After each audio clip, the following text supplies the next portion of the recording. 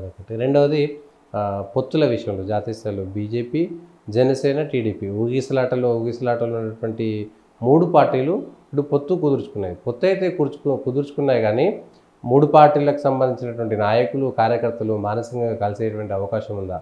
2018లో మోడీ మీద చేసినటువంటి వ్యాఖ్యల తర్వాత చాలా గ్యాప్ వచ్చేసింది. మానసికంగా చాలా గ్యాప్ వచ్చేసింది. ప్లస్ నరేంద్ర మోడీ అనేటువంటి వ్యక్తిని ఆంధ్ర ప్రజలకు ఒక శత్రువుగా చిత్రీకరించారు. సో ఇప్పుడు ఈ పొత్తు ఎట్లా సస్టైన్ అయ్యేటువంటి అవకాశం ఉందంటారు? ఇప్పుడు ఒక రకంగా ముందు జనసేన, తెలుగుదేశం ఇటువంటి పరిస్థితుల నుంచి, ఇటువంటి మానసిక స్థితి నుంచే తెలుగుదేశంతో మనం కలవాలన్నా, తెలుగుదేశం తక్కువ సీట్లు ఇస్తోంది, తెలుగుదేశం అవమానపరుస్తోందన్న మానసిక స్థితి నుంచి ఈరోజు జగన్మోహన్ రెడ్డిని ఎదుర్కోవాలి. ఎందుకంటే ఉమ్మడి శత్రువు ఎవరైతే ఉన్నారో జగన్మోహన్ రెడ్డి, ఆ జగన్మోహన్ రెడ్డి బతికితే మనల్ని బతకనివ్వడు అన్న సత్యాన్ని ఆ 2 పార్టీల నాయకులు అర్థం చేసుకున్నారు. ఆ కార్యకర్తలు కూడా అర్థం చేసుకుని ఒక రకంగా తెలుగుదేశం, జనసేన సైకలాజికల్గా కూడా దగ్గర అయ్యే ప్రయత్నం గట్టిగానే చేశారు. ఇక భారతీయ జనతా పార్టీ విషయానికి వచ్చేసరికి భారతీయ జనతా పార్టీతో చాలా గ్యాప్ వచ్చిన మాట నిజమే. జనసేనతో కూడా ఒకానొక సందర్భంలో తెలుగుదేశంతో గ్యాప్ వచ్చిన మాట కూడా నిజమే. కానీ అక్కడున్న వాస్తవ పరిస్థితులకు అనుగుణంగా వాళ్ళిద్దరూ కలిసిన తర్వాత ఈ మరీ దూరంగా జరిగిపోయిన భారతీయ జనతా పార్టీ కూడా ఈ కూటమితో చేరితే బాగుంటుందని జాతీయ నాయకత్వం భావించింది. అలా భావించడానికి ప్రధానంగా 2 కారణాలు. నరేంద్ర మోడీ గారు పిలిపించినట్లు ఎన్డీఏ కూటమి 400 సీట్లు దాటాలి అని అంటే ఉత్తర భారతంలో ఏవైతే మ్యాక్సిమం గెయిన్ జరిగిందో ఆ గెయిన్తో పాటు ఎక్కడైతే బలహీనంగా ఉన్నామో అక్కడి నుంచి కూడా సీట్లు తీసుకురావాల్సిన అవసరం ఉంది. ముఖ్యంగా తూర్పు, దక్షిణ భారతదేశాల్లో భారతీయ జనతా పార్టీ లేదా భారతీయ జనతా పార్టీ కూటమిలోని పార్టీలు సాధ్యమైనంత ఎక్కువ సీట్లు గెలుచుకోవాలి. ఇప్పుడు భారతీయ జనతా పార్టీతో తూర్పు, దక్షిణాల్లో కూటమి కట్టగలిగిన పార్టీలు ఎవరు? పశ్చిమ బెంగాల్లో మీకు కూటమి సాధ్యం కాదు. మిగిలింది తెలంగాణలో మీరు సొంతంగా ఉన్నారు, మీకు కూటమి సాధ్యం కాదు, ఎందుకంటే బీఆర్ఎస్తో మీరు కలవలేరు. తమిళనాడులో మీకు కూటమిలు సాధ్యం కావు పెద్దగా, ఇప్పటికే ఉన్న 1-2 పార్టీలు తప్ప మీకు కూటమి సాధ్యం కాదు. కేరళలో కూటమి లేదు. కర్ణాటకలో మీరు దేవగౌడతో వెళ్తున్నారు, అక్కడ ఆల్రెడీ ఒక కూటమి ఏర్పాటు చేసుకున్నారు. ఇంకా మిగిలిన రాష్ట్రం ఒడిస్సా, ఆంధ్రప్రదేశ్లో. ఒడిస్సాలో బీజూ జనతాదళ్తో గత 3 ఎలక్షన్లలో విడివిడిగా పోటీ చేసినప్పటికీ ఈసారి ఖచ్చితంగా 400 దాటాలి అని అంటే మనకి కొంత మిగతా పార్టీలని, ఎన్డీఏతో భావసారూప్యం ఉన్న పార్టీలని, అంటే ఇక్కడ భావసారూప్యం అంటే కాంగ్రెస్ వ్యతిరేకత ఉన్న పార్టీల్ని మనం కలుపుకోవాలి. అవే సహజ మిత్రులు.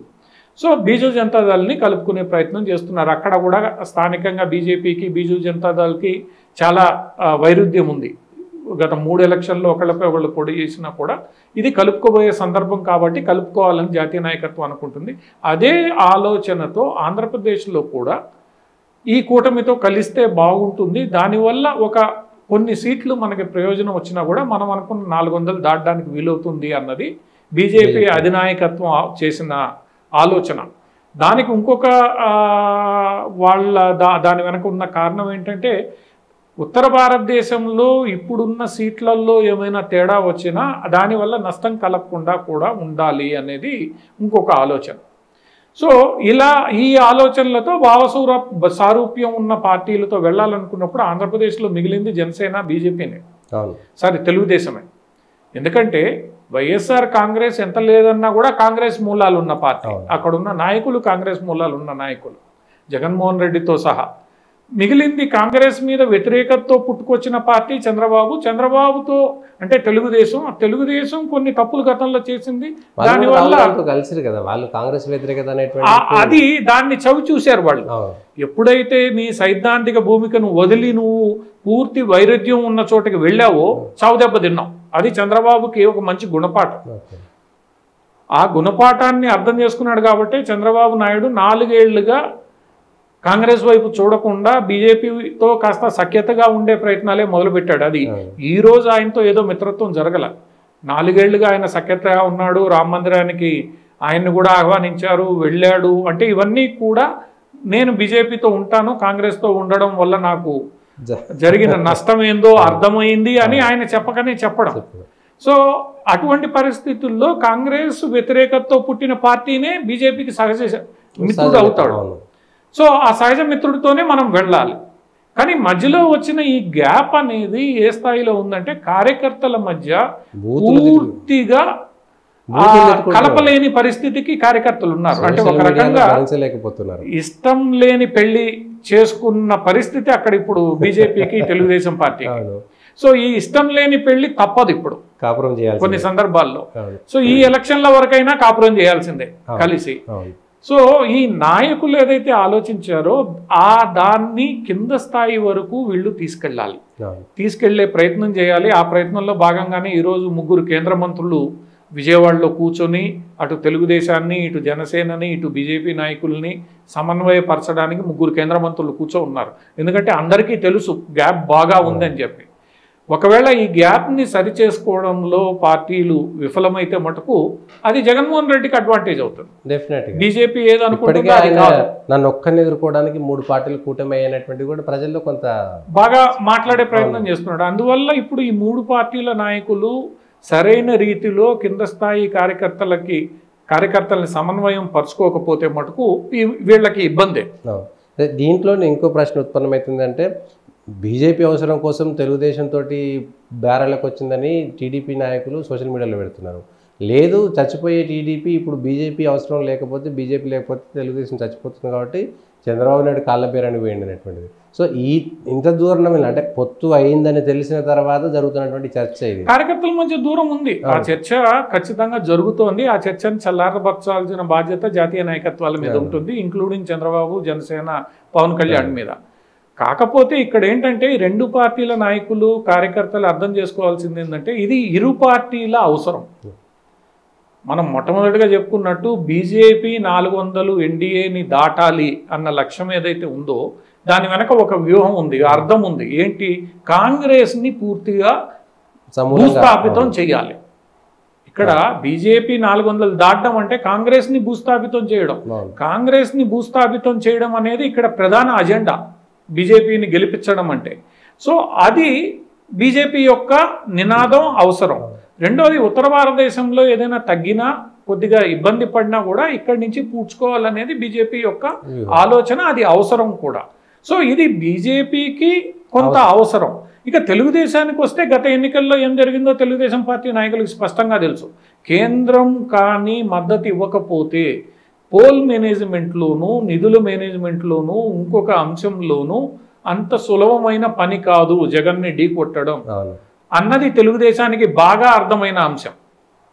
అది బాగా జీర్ణించుకున్న విషయం. దాంతో తెలుగుదేశం కూడా నాకు కేంద్ర ప్రభుత్వం మద్దతు లేకపోతే నేను గెలవలేను, ఎందుకంటే నాకు ఏజెన్సీల మద్దతు ఉండదు, నేను కదల్చలేను, నేను పోల్ మేనేజ్ చేయలేను, ఎలక్షన్ కమిషన్ సహకరించదు, ఏమీ కేంద్ర సంస్థలు సహకరించవు అన్న విషయాన్ని ఆయన చక్కగా లాస్ట్ ఎలక్షన్స్లో తెలుసుకున్నాడు. ఆయనకి బీజేపీ తెలియపరిచింది జగన్కి మద్దతు ఇవ్వడం ద్వారా ఒక రకంగా. సో ఈ అంశాన్ని తెలుగుదేశం చక్కగా అర్థం చేసుకుంది. ఈ రోజున్న పరిస్థితుల్లో నేను తగ్గి నా అవసరం కోసం నేను బీజేపీతో కలవకపోతే రేపు జగన్మోహన్ రెడ్డికి లాభం చేకూరిస్తే భూస్థాపితం చేసేస్తాడు, నామరూపాలు లేకుండా చేస్తాడు ఇక్కడ అన్నది తెలుగుదేశానికి బాగా అర్థమైన అంశం. అందువల్ల మీరు చెప్పేదాన్ని బట్టి బీజేపీకి ఏమో అవసరం వరకే, కానీ జనసేన, తెలుగుదేశం పార్టీకి మాత్రం ప్రాణ సంకటం. వాళ్ళు బతకాలి అనంటే ఈ పొత్తుకు అంగీకరించాల్సిందే. అంతే. రేపు జగన్ గెలిస్తే మటుకు బతకనివ్వడు. పవన్ కళ్యాణ్ ఎన్నిసార్లు చెప్పాడు, ఇతను గెలిస్తే ఇక్కడ ప్రజాస్వామ్యం ఉండదు, మనందరినీ తరిమేస్తాడు, జైళ్ళల్లో పెడతాడు అంటే తిరగనివ్వడు. అతన్ని తిరగనివ్వలేదు కూడా. ఇప్పుడు పవన్ కళ్యాణ్ వారాహి యాత్రని ఎన్నిసార్లు అడ్డుకున్నారు, లోకేష్ యాత్రని ఎంత అడ్డుకున్నారు, అది అందరికీ తెలిసిందే. రేపు రెండోసారి కానీ జగన్ వస్తే ఏకపక్ష రాజ్యం ఆంధ్రప్రదేశ్లో సాగుతుంది. ఆ నిజం తెలుగుదేశానికి, పవన్ కళ్యాణ్కి, ఎందుకంటే జైళ్లల్లో కూర్చొని వచ్చారు కాబట్టి, చంద్రబాబు నాయుడు ఊహించిన విధంగా కూడా జైలు పాలై వచ్చాడు కాబట్టి వాళ్ళకి అర్థమైపోయింది. జీవితకాలానికి సరిపోయేంత అనుభవం నేర్పించాడు అతను జగన్. మీరు చేసింది నేను మీకన్నా గట్టిగా చేయగలను చెప్పాడు అతను. అందువల్ల ఇది వీళ్ళకి ఒక రకంగా సర్వైవల్ రిక్వైర్మెంట్. మేము బతికి బయటపడాలి అని అంటే బీజేపీ అవసరం మనకు ఖచ్చితంగా ఉంది, లేకపోతే ఇబ్బంది. 3-4% ఓట్లతో గెలుపోటములు ఉన్నప్పుడు ఆ 3-4% బీజేపీ ప్రభావితం చేయగలిగినప్పుడు పూచిక పుల్లను కూడా పక్కన మరి పెట్టి అటువంటిప్పుడు మీరు రిస్క్ తీసుకోలేరు కదా. ఇది వాళ్ళకి ఖచ్చితంగా అవసరము, అవును.